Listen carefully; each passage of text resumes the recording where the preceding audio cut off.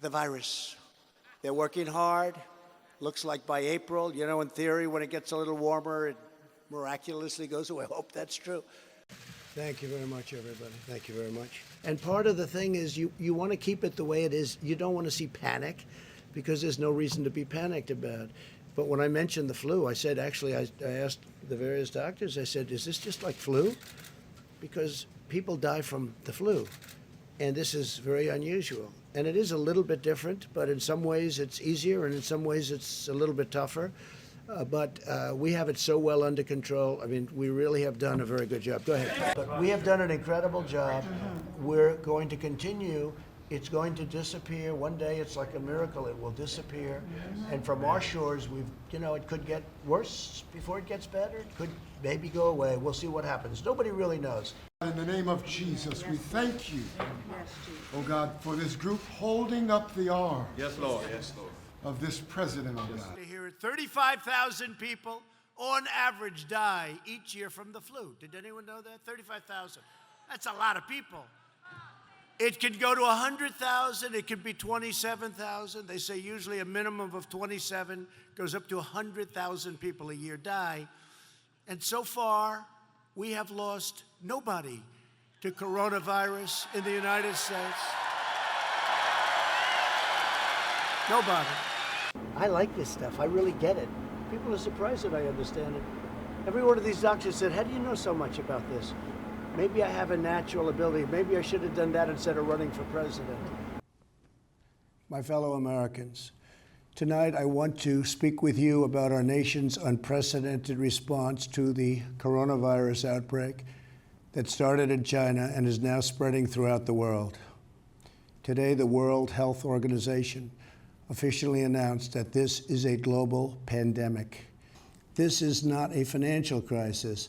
This is just a temporary moment of time that we will overcome together as a nation and as a world. To unleash the full power of the federal government in this effort today, I am officially declaring a national emergency.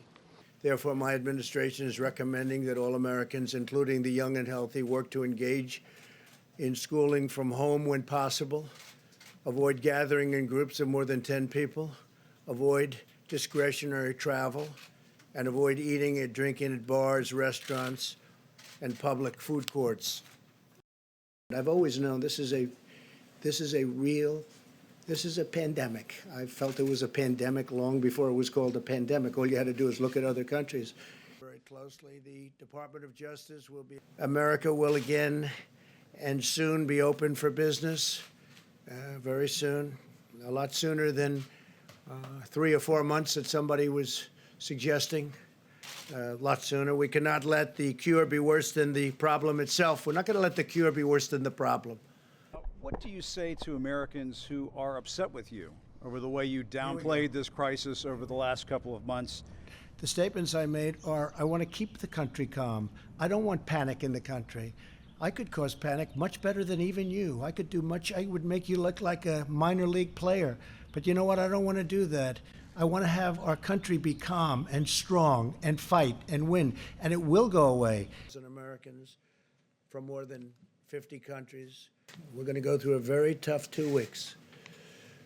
And then hopefully, as the experts are predicting, as I think a lot of us are predicting after having studied it so hard, you're going to start seeing some real light at the end of the tunnel. But this is going to be a very painful, very, very painful 2 weeks.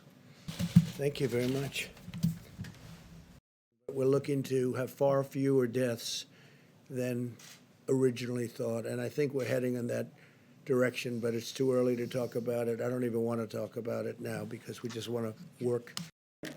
Lord, let the death angel pass over.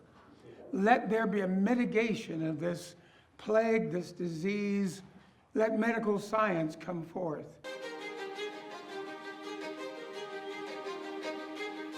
Well, we've asked them to accelerate whatever they're doing in terms of a vaccine. Criticized for by Democrats and even. And they've thus far been doing everything that they can do, and I want to say thank you, and I want to say that I appreciate it. He returns calls. He reaches out. He's been proactive because he sent it down here, 2,000 medical. But I guess I'm doing okay because, to the best of my knowledge, I'm the President of the United States, despite the things that are said. Mr. President, can you clarify what your intelligence advisors were telling you back in January and February? Were you warned about what was happening with coronavirus and the threat to this country?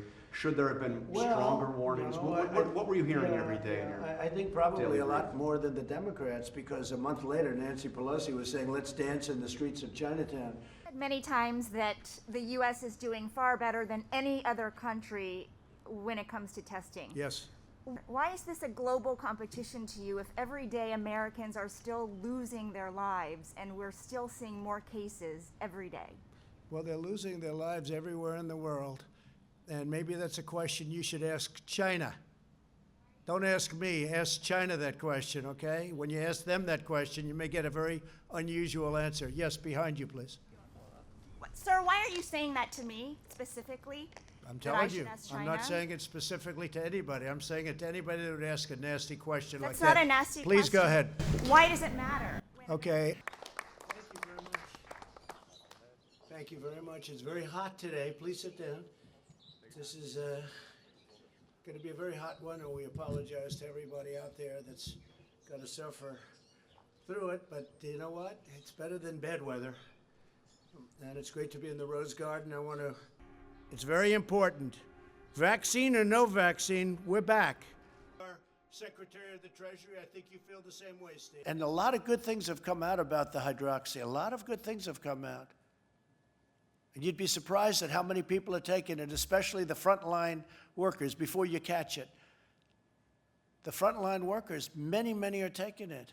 I happen to be taking it. Hydroxychloroquine? I'm taking it, hydroxychloroquine.